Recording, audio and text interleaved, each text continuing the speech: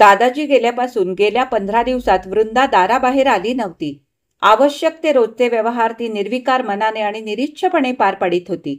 अगदी दादाजी गेले त्या क्षणापासून कधी न पाहिलेले व्यवहार, कधी वाट्याला न आलेली कामे तिला पार पाडावी लागली.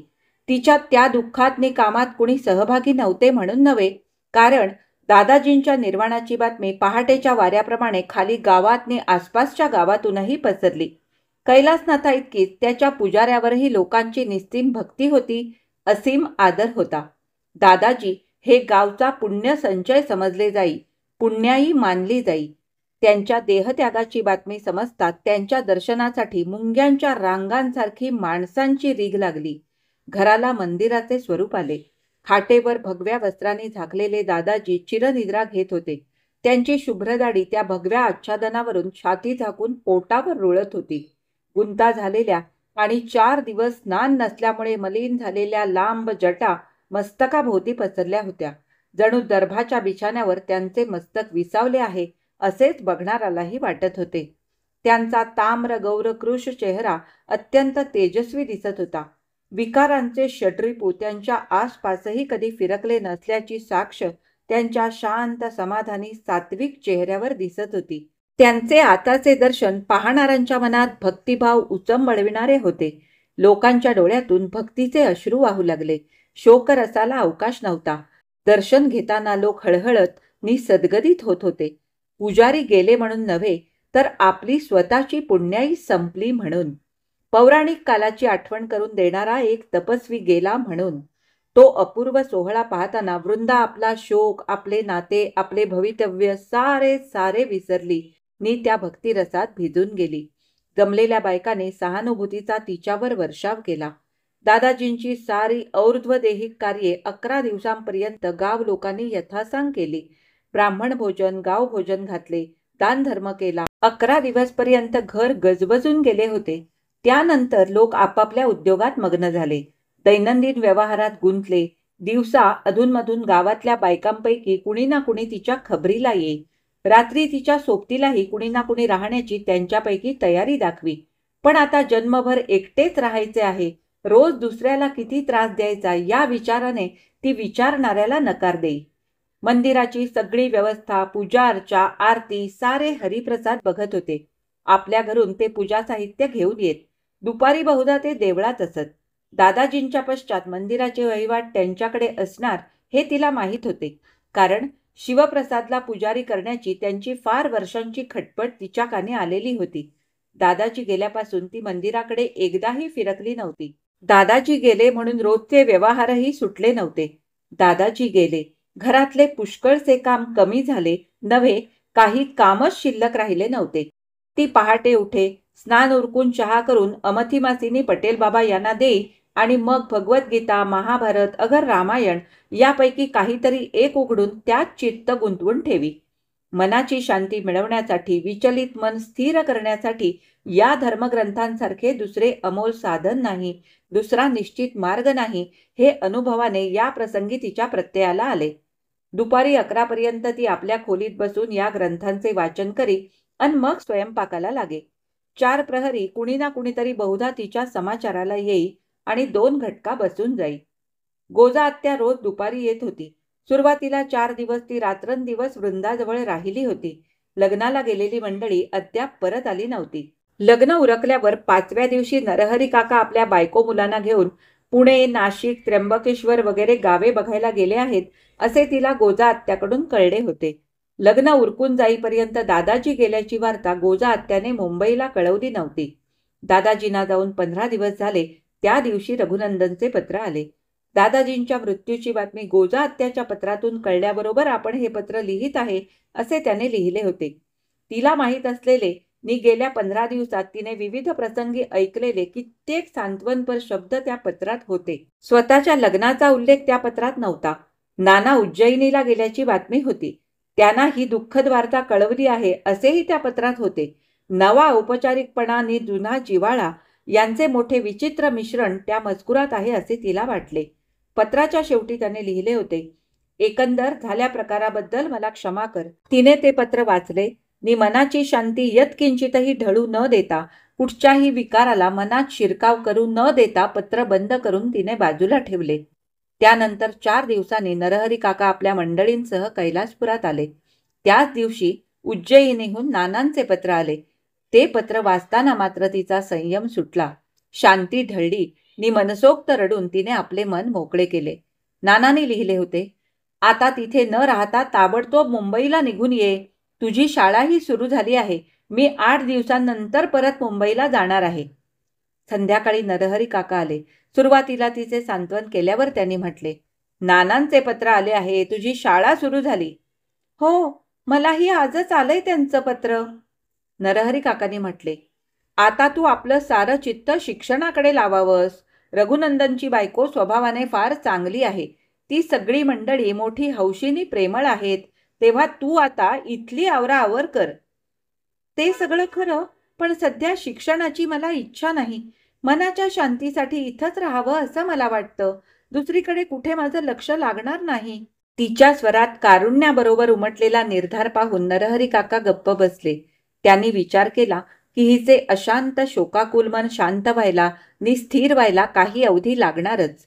दादाजी म्हातारे होते, संसारापासून अलिप्त होते, पण कसेही झाले तरी ते या विधवा मुलीचा आधार होते. नरहरी काका गेल्यावर तिने आपल्या भवितव्याचा विचार केला. त्या विचारात आशेचा, आकांक्षेचा, अगर कुठच्याही सुखप्राप्तीचा प्रश्नच उरला नव्हता. आला दिवस घालवून वाट्याला आलेल्या आयुष्याचा हिशोब पूर्ण करणे एवढेच आता शिल्लक उरले होते.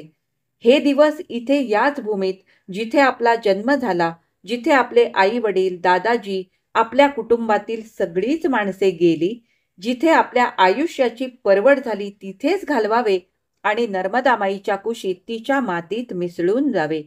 मंदिराची वहिवाट गेल्यामुळे उपजीविकेचे साधन शोधावे लागेल.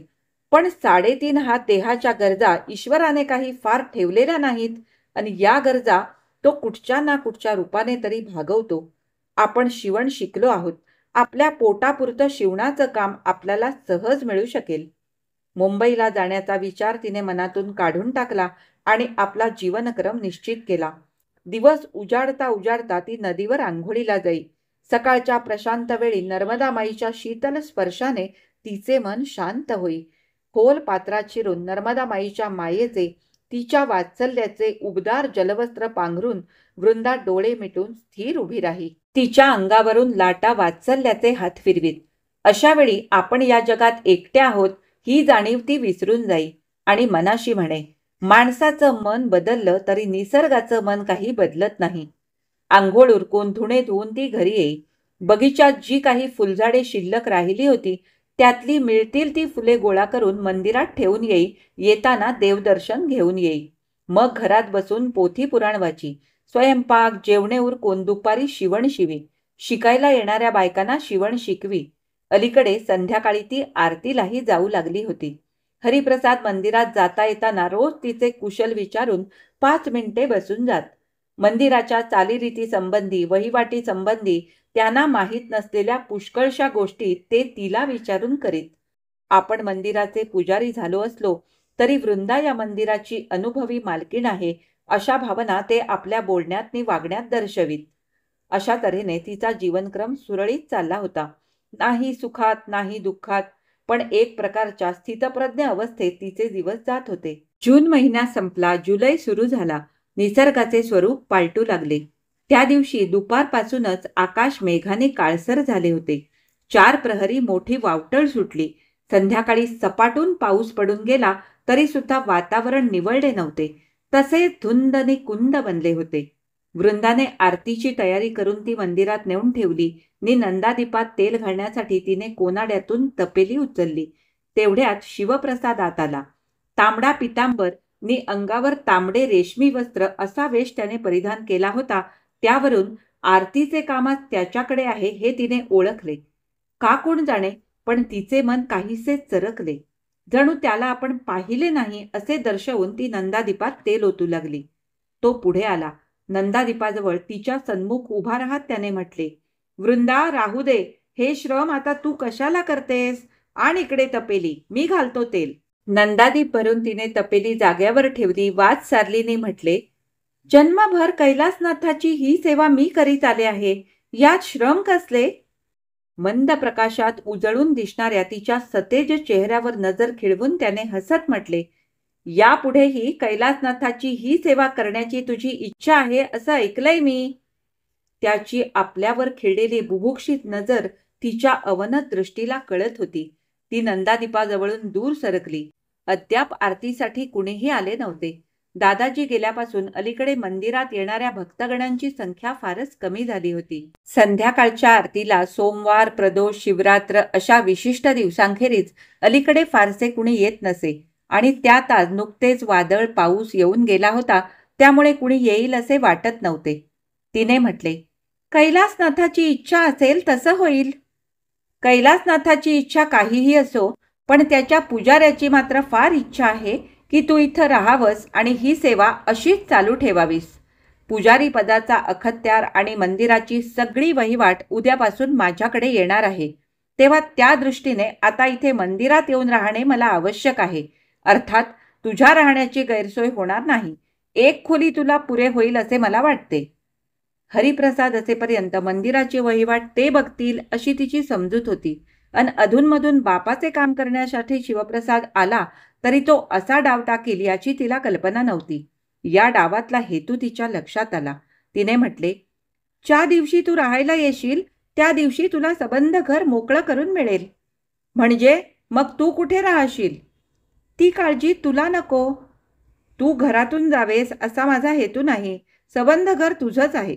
पण या अशा मोठ्या घरात आणि या अशा निर्जन ठिकाणी तू एकटी राहणार? माझी बायको मुले आली की तुला त्यांची सोबत होईल. कुणाच्याही सोबतीची मला आवश्यकता वाटत नाही. मला एकटं राहायची सवय आहे. तिच्या स्वरातला कठोरपणाने तुच्छता त्याला कळली. अपमानित होऊन नाकपुड्या फुगवीत त्याने म्हटले, पण 4 वेळा हे टेकाड चढण्या उतरण्याची मला सवय नाही. हे सबंध घर तुला एकटीला वापरता येणार नाही. तुला जायचं असेल तर खुशाल जा. पण तू जाऊन जाऊन जाणार कुठे? रघुनंदनकडे?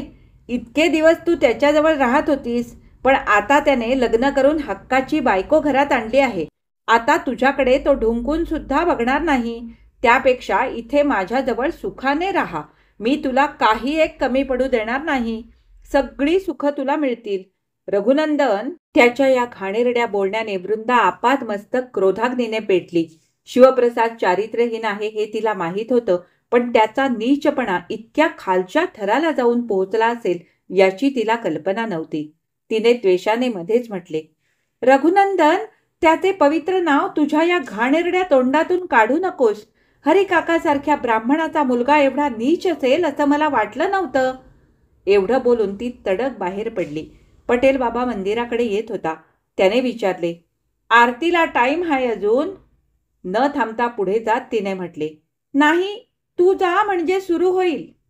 नगाऱ्याचा आवाजनी घंटेचा नाद तिच्या कानी पडला, पण आज त्या नादातील नेहमीची भक्तीनी पावित्र्य तिच्या कानांना न जाणवता एक प्रकारची भयानकता प्रतिध्वनित होऊ लागली. थोड्या वेळाने नेहमीपेक्षा लवकर नगारा घंटेचा आवाज थांबला आणि नंतर काजवा लुकलुकावा तसे टॉर्चच्या प्रकाशाचे झोत थांबून थांबून टेकडी उतरून गावच्या दिशेने दूर गेले. अर्ध्या तासाने पटेल बाबा जेवायला बसला तेव्हा त्याने म्हटले, आज हरिदासाचा पोरगा आला होता आरती कराया. आरती कशी करायची ती बी त्याला माहीत नाही. आरती उजवीकडून उलट फिरवीत होता आणि तोंडाने काय काय म्हणत होता ते त्याचं त्याला ठावं. मुंग्यावानी कायचं गुणगुणला आणि ठेवली ना आरती खाली. अमथी मासीने म्हटले, म्हणजे हरिदादाचा पोरगा म्हणजे तो शिव्या आला होता? साऱ्या गावाने ओवाळलेला, त्याला धरम माहीत नाही. आणि अगं, पण तो आता पुजारी होणार आहे. वृंदा काही न बोलता म्हातारा म्हातारीचा संवाद ऐकत होती. शिवप्रसादाचे चारित्र्य दोघांनाही अज्ञात नव्हते. सगळे कामकाज उरकल्यावर रात्री ती बिछाण्यावर पडली. बाहेर सोसाट्याचा वारा घोंगावत होता.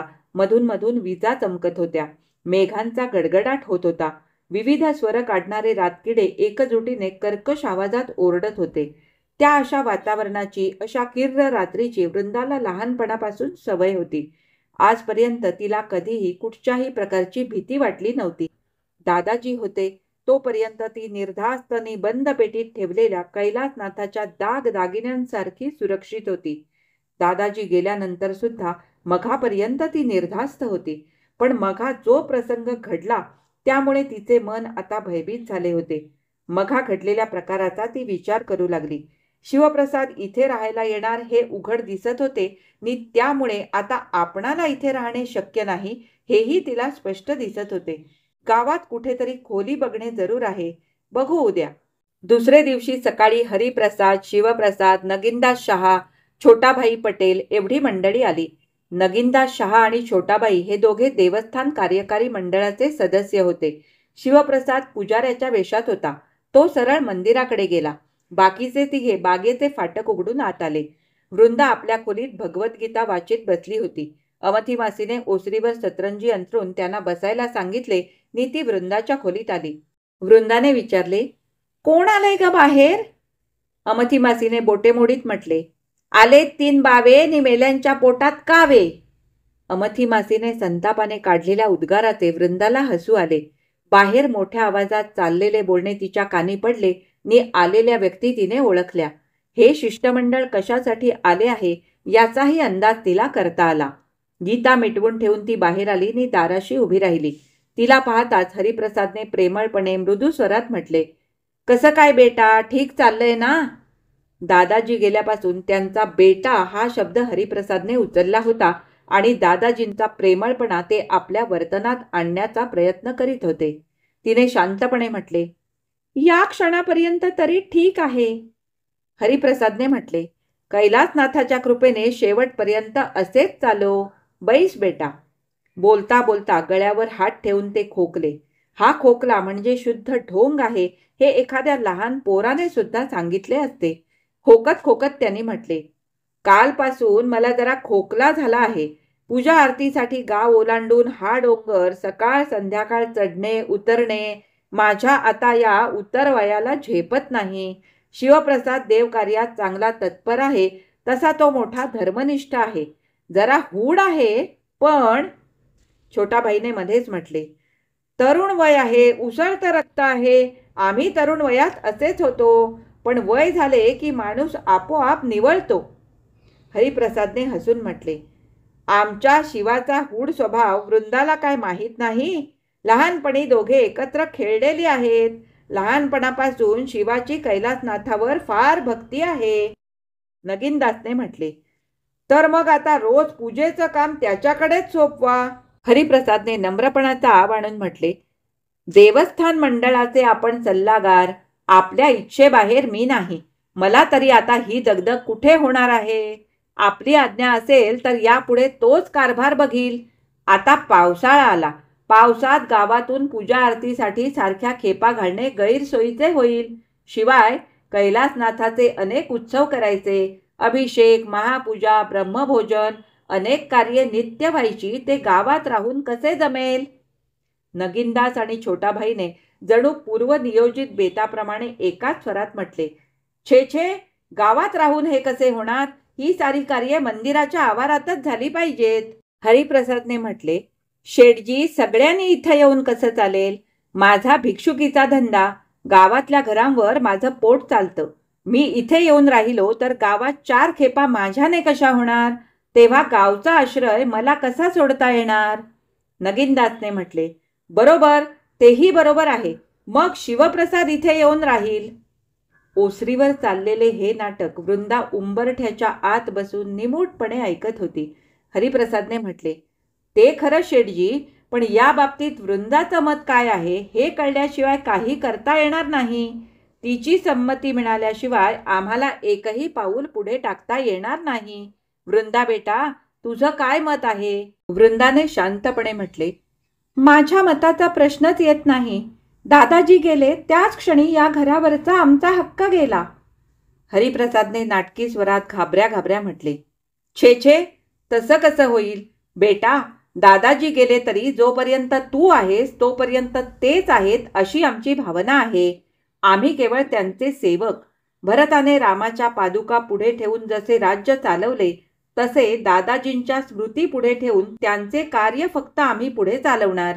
त्या दृष्टीने इथे राहणे सोयीस्कर पडेल असे तुला नाही का वाटत?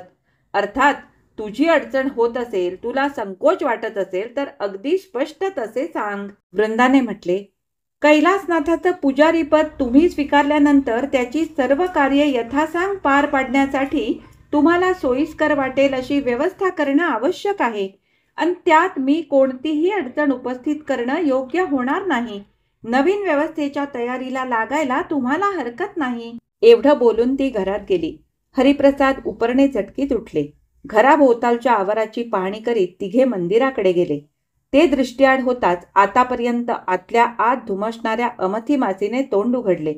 मेला गाईचं कातडं पांघरून साळसूतपणे कसं बोलत होता का कोण जाणे, पण हरिप्रसादवर आणि त्यांच्या सर्व कुटुंबावर अमथी मासीचा राग होता. त्यांच्याविषयी बोलताना ती नेहमी कटू शब्दात तुच्छतापूर्वक बोलत असे. कसल्या तरी जुन्या सुडाचा द्वेष तिच्या मनात धुमसत आहे असे कधी कधी वृंदाला वाटे. अमथी मासी बोटे मोडून शिव्या देऊ लागली तसे वृंदाने म्हटले, अगं पण आता या घरावर पुजारी म्हणून त्यांचा हक्क आहे. आपली शिरजोरी कशी चालेल? आता हळूहळू तुझं सामान तू आवरायला लाग. अमथी मासीने संतापाने म्हटले, आणि कुणाच्या घरी नेऊन ठेवायचं? त्यापरी सामान गोळा कर आणि नर्मदा माईत नेऊन टाक. वृंदाने हसून म्हटले, अगं हे सामानच काय, तू मी सारा कैलासपूर तिच्या पोटात मावेल इतकं तिचं पोट विशाल आहे. दुपारी मी नरहरी काकांकडे जाऊन पुढची काय व्यवस्था करायची ते बघते. म्हणजे तू आता बंबईला जाणार नाहीस, इथंच राहणार आहेस? बघूया. दुपारी जेवण उरकल्यावर ती तशीच नरहरी काकांच्या घरी गेली. ते नुकतेच जेवून झोपाळ्यावर बसले होते. तिला पाहताच त्यांनी आश्चर्याने म्हटले, आता इतक्या दुपारी उन्हात आलीस? ये बैस. वृंदाचा आवाज ऐकून आतून गोजा आत्या आल्या. वृंदाने कालपासून घडलेली सगळी हकीकत सांगितली. गोजा आत्याने संतापाने म्हटले, त्या शिव्याला मेल्याला साधी पूजा सुद्धा करता येत नाही, त्याला पुजारी केला कुणी? नरहरी काकांनी म्हटले, दादाजींच्या पश्चात पुजारीपद आपल्याकडे यावे म्हणून हरिप्रसादने केव्हाच योजना करून ठेवली होती. देवस्थानच्या व्यवस्थापक मंडळाचे लोक त्याने आपल्याकडे वळवून घेतलेले आहेत. असतील, पण शिवप्रसाद पुजारी पदाला लायक आहे की नाही याचा विचार व्यवस्थापक मंडळाने करायला नको का? पण अक्का, हरिप्रसादने ही योजना आपल्या स्वार्थासाठी आणि सोयीसाठी केलेली आहे, देवाच्या सेवेसाठी नाही. मुलाचे आणि बापाचे पटत नाही. मुलगा भिक्षुकीतही मदत करीत नाही आणि शेतीतही लक्ष घालीत नाही. गाव सोडून दुसरीकडे कुठे उद्योगधंद्याला जात नाही. तेव्हा मंदिराचा कारभार त्याच्याकडे दिला की बसल्या बसल्या मंदिराचे उत्पन्न त्याला मिळेल. दुसरा उद्योग करायला नको. दिवसातून एकदा पिंडीवर पाणी ओतले नि 2 फुलं टाकली की काम भागले. पिंडीवर पाणी? काय बोलतोस तू हे नरहरी? एवढं जागृत दैवत? नरहरी काका गंभीर झाले. थोडा वेळ स्तब्ध राहिलेने म्हणाले, अक्का, ज्या दिवशी दादाजी गेले त्याच दिवशी कैलासनाथ हे स्थळ सोडून आपल्या जागी गेला. वृंदा, मी इथे आल्यानंतर दादाजींच्या अंत्यसमयी घडलेला प्रसंग हजर असलेल्या मंडळींनी मला सांगितला आणि म्हटले, प्रत्यक्ष कैलासनाथ दादाजींच्या रूपाने मानवी शरीरात वावरत होता हे त्या क्षणी आम्हाला कळले. आता वर मंदिरात कैलासनाथ नाही, फक्त पाषाण उरला आहे. तिथली पुण्याई संपली. तिथे आता शिवप्रसाद राहिला काय किंवा आणखी कुणी राहिला काय? सारखंच. गोजा आत्याने म्हटले, वृंदाचं कसं करायचं? वृंदाने म्हटले, मला इथं तुमच्या शेजारी कुठेतरी एखादी खोली बघून द्या. माझा चरितार्थ मी चालवीन. नरहरी काकांनी काहीशा तीव्र स्वरात म्हटले, वृंदा, तशी वेळ तुझ्यावर अजून आलेली नाही. ही अक्का माझी बहीण म्हणून मी तिचा चरितार्थ जसा चालवला तशी तू माझी मुलगी म्हणून तुझा जन्मभर योगक्षेम चालवायला मी समर्थ आहे. पण 2 हिताचे शब्द तुला सांगावेसे वाटतात. अक्काचा सारा जन्म इथे या खेड्यात गेला, पण त्यावेळी तिची स्थिती वेगळी होती. तो काळही वेगळा होता. ती निरक्षर होती. तिचे वय मोठे होते आणि तिच्या पदरी 4 मुले होती. तू वयाने अगदी लहान आहेस, शिकलेली आहेस, काळ बदललेला आहे. शिकून काहीतरी समाजसेवा तुला करता येईल. गोजा आत्याने म्हटले, खरं आहे त्याचं म्हणणं. वृंदा, तू शिकलीस, शहरात राहिलीस तर आयुष्याचं सार्थक करता येईल. शिक्षण अर्धवट सोडू नकोस. नाना आहेत, रघुनंदनचं हक्काचं घर आहे. त्याची तुझ्यावर किती माया आहे हे तुला माहीत आहेच. तो तुला सगळी मदत मोठ्या हौसेने करील. इथं राहून जन्म फुकट घालवू नकोस. वृंदा स्तब्ध होती. नरहरी काकांचे आणि गोजा आत्याचे म्हणणे तिला पटत होते, पूर्ण पटत होते. पण जो मार्ग इतरांना मोकळा दिसत होता तो प्रतिबंधित झालेला आहे हे ती इतरांना कसे सांगणार? जे हक्काचे घर आहे असे गोजा आत्या म्हणते, त्या घरी आता आपला कुठच्याही प्रकारे हक्क नाही हे गोजा आत्याला कसे सांगणार? ती स्तब्ध राहिलेली पाहून नरहरी काकांनी म्हटले, खेड्यातल्या लोकांची वृत्ती पूर्वीसारखी आता निर्दोषने पापभिरू राहिलेली नाही. या कैलासपुराचीही ती स्थिती झाली आहे. पूर्वी इथली प्रत्येक स्त्री गावची आई बहीण मानली जाई. भर दुपारी अगर अर्ध्या रात्री स्त्री एकटी दुकटी नदीवर गेली तरी तिला कुठल्याही प्रकारे धोका नसे. पण आज ती स्थिती राहिलेली नाही. दादाजी होते तोपर्यंत त्यांचा एक प्रकारे खोडसाळ लोकांना वचक होता. धार्मिक भावनेचं बंधन होतं, नीतीची चाड होती. पण त्यांच्याबरोबर ते सगळं गेलं. गोजा आत्याने म्हटले, दादाजी म्हणजे या गावाचीच नव्हे तर आसपासच्या गावांची पुण्याई होती. खरोखरच पूर्वीचे दिवस आता राहिले नाहीत. आता स्वार्थ, चोऱ्या, लबाड्या, मारामाऱ्या, बायकांची अब्रू घेणे, कधी ऐकले नव्हते असले प्रकार घडतात. धर्म बुडाला की माणसातली माणुसकी नाहीशी होते. चाललेल्या बोलण्याकडे वृंदाचे लक्ष नव्हते. ती आपल्या विचारात मग्न आहे असे पाहताच नरहरी काकांनी चालू विषय थांबवल्याने म्हटले, बरं वृंदा, शिवप्रसाद मंदिरात कधी राहायला येणार आहे? ते काही हरिकाका बोलले नाहीत, पण लवकर येईल असं वाटतं. तो केव्हाही येवो, पण आता तू तिथे एकटी न राहता इथे आमच्याकडे राहायला यावेस हे चांगले. कुठचाही अनुचित प्रकार झाल्यानंतर न्यायनिवाडा करीत बसण्यापेक्षा ते टाळणे जास्त चांगले.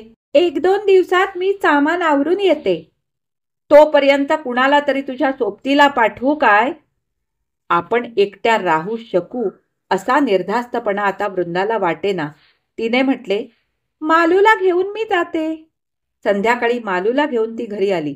अंधार पडण्यापूर्वीच म्हणजे रोजची आरतीची वेळ होण्यापूर्वी कितीतरी लवकर शिवप्रसाद मंदिराकडे गेलेला तिने पाहिला. आरतीचा आवाज तिच्या कानी आला, पण ती आरतीला गेली नाही.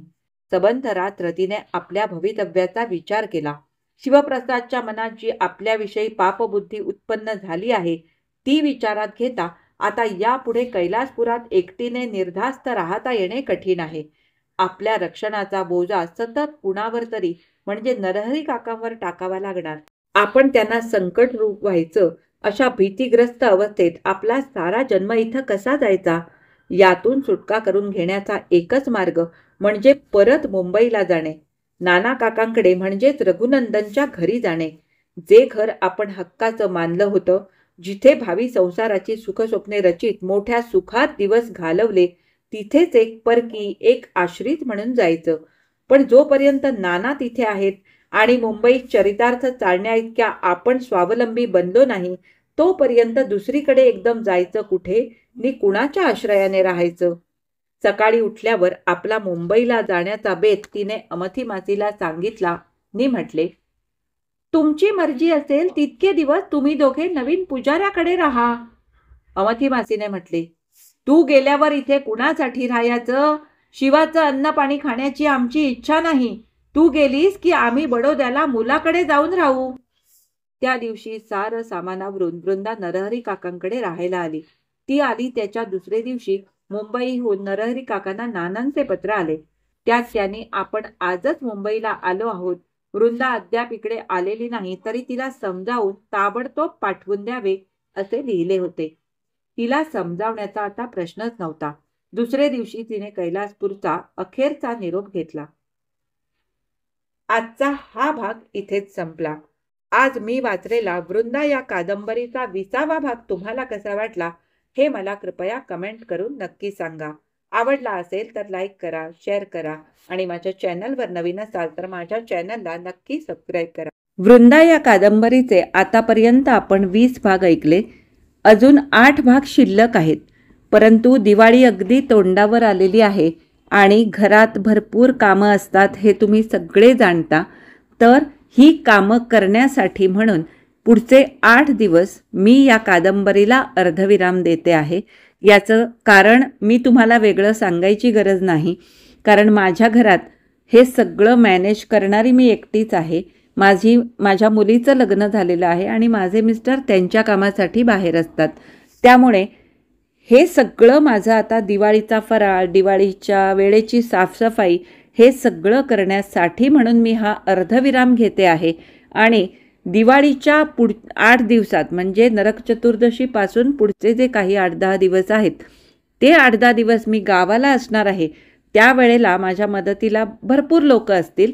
त्यामुळे त्यावेळेला मात्र मला बऱ्यापैकी ही कादंबरी पुढे नेता येईल आणि शक्य झालं तर सलग 8 भाग टाकूनसुद्धा ही कादंबरी कदाचित दिवाळी संपायच्या आधी ही कादंबरी संपेलही.